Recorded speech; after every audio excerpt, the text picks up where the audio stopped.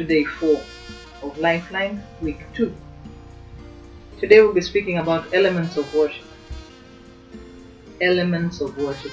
Romans chapter 12 verse 1 and 2, very familiar portion of scripture.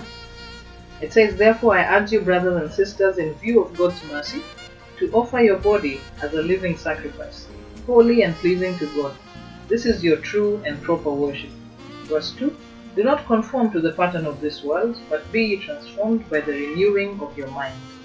Then you will be able to test and approve what God's will is, His good, pleasing, and perfect will."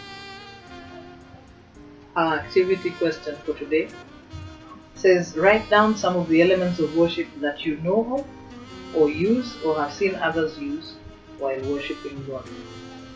You know the drill. You'll get your notepad, your journal, any place to write, and just write some of the elements that you have seen or used.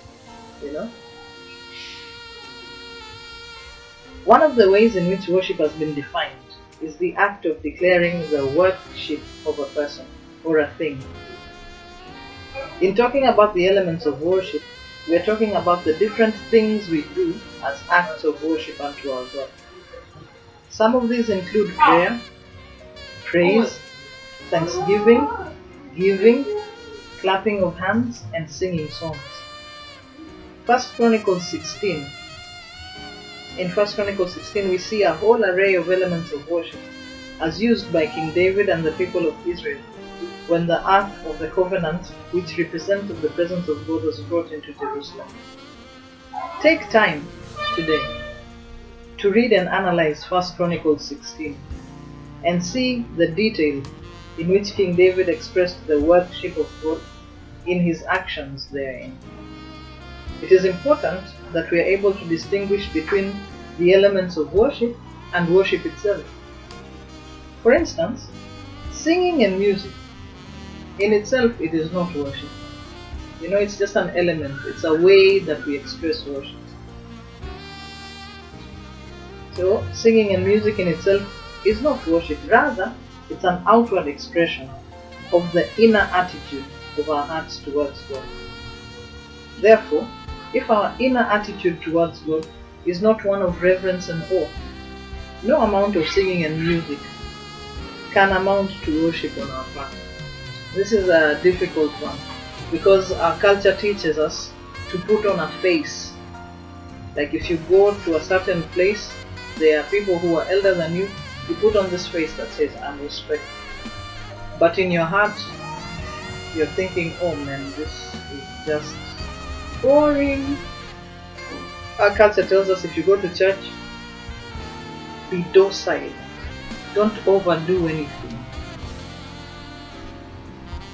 Or just put on a show. Or when you go out, you're thinking, they're always asking for money. But we're saying that worship, our attitude of heart, that is what God sees. If we give grudgingly, but look happy, God sees what's in the heart. That is worship. So it's vital that we check what is in the heart. Because again, out of the abundance of the heart, the mouth speaks. Right.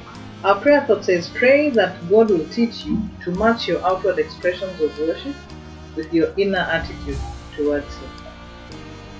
I try to imagine sometimes if one day on this planet God decided everything you're thinking in your heart is what people will hear when you speak. I do not know how we will live. But I pray that if that ever happens, it will be good things that come out of my heart. I pray the same for you. Right? And our memory verse is Psalm 19:14. It says, "Let the words of my mouth and the meditations of my heart be acceptable to you, or be acceptable in your sight, O God, my rock and my redeemer." I'll read that one out again. Let the words of my mouth and the meditations of my heart be acceptable in your sight, O God, my rock and my redeemer. Amen.